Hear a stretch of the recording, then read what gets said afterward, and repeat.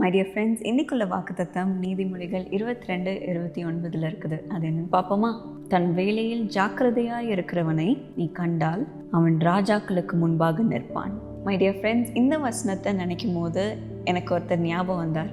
Leonardo டிவின்சி அப்படின்ட்டு ஒரு பிரபலமான ஒரு ஓவியர் இருந்தார். அவருடைய பெயிண்டிங்ஸ்லாம் ரொம்ப ஃபேமஸாக இருக்கும். நீங்கள் நிறைய பார்த்துருப்பீங்க. அண்டு நிறைய வீட்டில் அவருடைய பெயிண்டிங்ஸ் நம்ம ஹேங் பண்ணியிருப்போம். த லாஸ்ட் சப்பர் அப்படின்ட்டு ஒரு ஃபேமஸான பெயிண்டிங் அவர் தான் பெயிண்ட் பண்ணார். ஸோ அவருடைய பிகினிங் பார்க்கும்போது அவர் ரொம்ப படித்தவர், அவர் ரொம்ப ஃபேமஸானவர், ரொம்ப பணக்காரர் அப்படின்னு நம்ம சொல்ல முடியாது. ஆனால் அவர் ரொம்ப சிம்பிளான ஒரு பேக்ரவுண்ட்லேருந்து தான் வந்தார். ரொம்ப அவர் படிக்கலை, பட் அவருக்கு பெயிண்ட் பண்ணுறதுக்கு ரொம்ப ஆசையாக இருந்துச்சு. ரொம்ப இஷ்டப்பட்டு அவர் செய்கிற ஒரு காரியமாக இருந்துச்சு. ஸோ அவர் வளரும்போதே அவரோட ஓன் இன்ட்ரெஸ்டில் நிறைய காரியங்கள் இந்த பெயிண்டிங்க்கு சம்மந்தப்பட்டு அவரே படிக்க ஆரம்பித்தார். நம்மளோட பாடி மூமெண்ட்ஸ்லாம் எப்படி இருக்கும் அப்படின்ட்டு அவர் ரொம்ப ரீசர்ச் பண்ண ஆரம்பித்தார். மசில்ஸ்லாம் எப்படி மூவ் ஆகுது, எப்படிலாம் வரைஞ்சா அது ஆக்யூரேட்டாக இருக்கும், அது கரெக்டாக இருக்கும், ரியலிஸ்டிக்காக இருக்கும் அப்படின்ட்டு அவர் நிறைய படிக்க ஆரம்பித்தார். அது மட்டும் இல்லாமல் அவர் இன்ஜினியரிங் படித்தார், அப்புறம் சயின்ஸ் படித்தார், ஆர்கிடெக்சர் படித்தார். அந்த மாதிரி அந்த பெயிண்டிங் சம்மந்தப்பட்டதில் அவர் வரைகிறதுக்கு எதெல்லாம் யூஸ்ஃபுல்லாக இருக்கும், எதெல்லாம் அவர் கரெக்டாக செய்யலாம் அப்படின்ட்டு ரொம்ப அதில் ஆழமாக அவர் இன்னும் ரீசர்ச் பண்ண ஆரம்பித்தார். அவர் பெயிண்ட் பண்ணுறதுக்கு முன்னாடி அவர் thousands of pagesல அவர் ஸ்கெட்ச் பண்ணி அவர் வரைஞ்சு அதுக்கப்புறம் தான் அவர் பெயிண்ட் பண்ண ஆரம்பிப்பார். அது கரெக்டாக ரியலிஸ்டிக்காக இருக்கணும் அப்படின்ட்டு அவ்வளோ நிறைய டைம் ஸ்பெண்ட் பண்ணி கரெக்டாக செய்யணும் அப்படின்ட்டு அவருடைய ஸ்கில்லை ரொம்ப ப்ராக்டிஸ் பண்ணி அவர் செஞ்சுட்டு இருந்தார். ஸோ இவ்வளோ எஃபர்ட் போட்டதுனால அவர் இன்னும் ஸ்கில்ஃபுல் ஆக ஆரம்பித்தார். இன்னும் அவரோட பெயிண்டிங்ஸ் ஃபேமஸ் ஆக ஆரம்பிச்சது. அண்ட் நிறைய பேருக்கு அவருடைய பேரை தெரிய ஆரம்பிச்சது, அவரோட பெயிண்டிங்ஸ் பற்றி தெரிய ஆரம்பிச்சது. அண்ட் இன்றைக்கி நம்ம பார்க்கும்போது அவருடைய பெயிண்டிங்ஸ்லாம் மியூசியம்ஸில் ஹேங் ஆகிட்டுருக்கிறது நீங்கள் பார்க்க முடியும். ஸோ அவருடைய வாழ்க்கைக்கு கடைசியான காலங்களில் நம்ம பார்க்கும்போது அவர் ஃப்ரான்ஸுடைய மன்னர் முன்னாடி அவர் பெயிண்ட் பண்ணிகிட்டு இருந்தார். எல்லாரும் அவரை ஆனர் பண்ணி அவரை உயர்த்தி வச்சுருந்தாங்க. ஸோ அவர் மன்னர்கள் முன்பாக அவருடைய லைஃப்பை கடைசியாக ஸ்பெண்ட் பண்ணார். மை டியர் ஃப்ரெண்ட்ஸ், இதே போல் தான் உங்கள் லைஃப்லேயும் நீங்கள் உங்களுடைய கிராஃப்டில், உங்களுடைய வேலையில் நீங்கள் சிறந்தவராக இருக்கும் போது ஆண்டவர் உங்களை ராஜாக்கள் முன்பாக அவர் நிறுத்தி வைப்பார். ஸோ நம்ம வேதத்துலேயும் பார்க்குறோம், தானியேலோட வாழ்க்கையை பார்க்கும்போது அந்த ராஜ்யத்தில் அந்த ராஜாவுக்கு அட்வைஸ் பண்ணுறதுக்கு நிறைய படித்தவங்க இருந்தாங்க, நிறைய சிறந்தவர்கள் இருந்தாங்க, நிறைய ஆலோசனை சொல்கிறதுக்கு பெஸ்ட்டான பீப்புள் தான் இருப்பாங்க ராஜா பக்கத்தில். ஆனால் வேதத்தில் நம்ம பார்க்குறோம், தானியேல் அவர்கள் விட 10 மடங்கு சிறந்தவனாக, ஞானம் உள்ளவனாக இருந்தான் அப்படின்னு நம்ம பார்க்குறோம். அதனால தான் பாபிலோன் ராஜா அந்த பாபிலோனையே ஆள்றதுக்கு ஒரு பொறுப்பை கொடுத்தார்.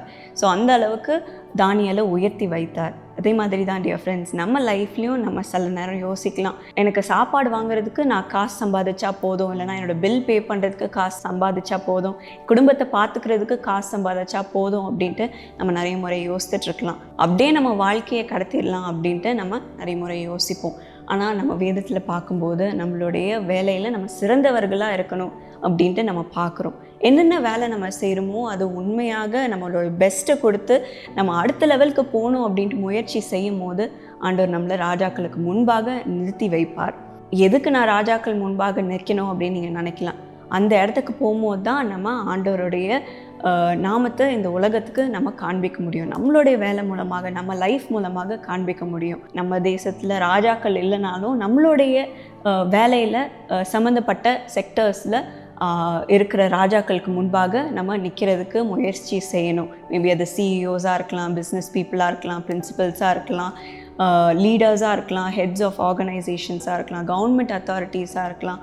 அவங்க முன்பாக நம்ம நின்று ஆண்டவருடைய நாமத்தை நம்மளுடைய வேலை மூலமாக பிரதிபலிக்கும் போது ஆண்டவருடைய நாமம் மகிமைப்படும்.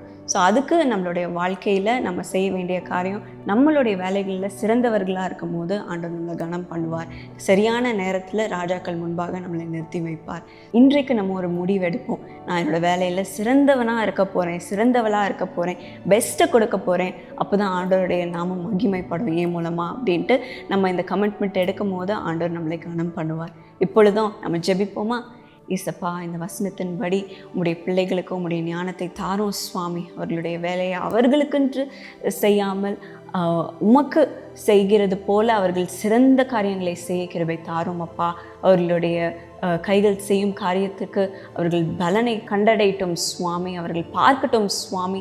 எல்லா காரியத்தையும் சின்சியராக செய்ய கிருபை தாரும் அப்பா. உண்மையாக செய்ய கிருபை தாரும் அப்பா.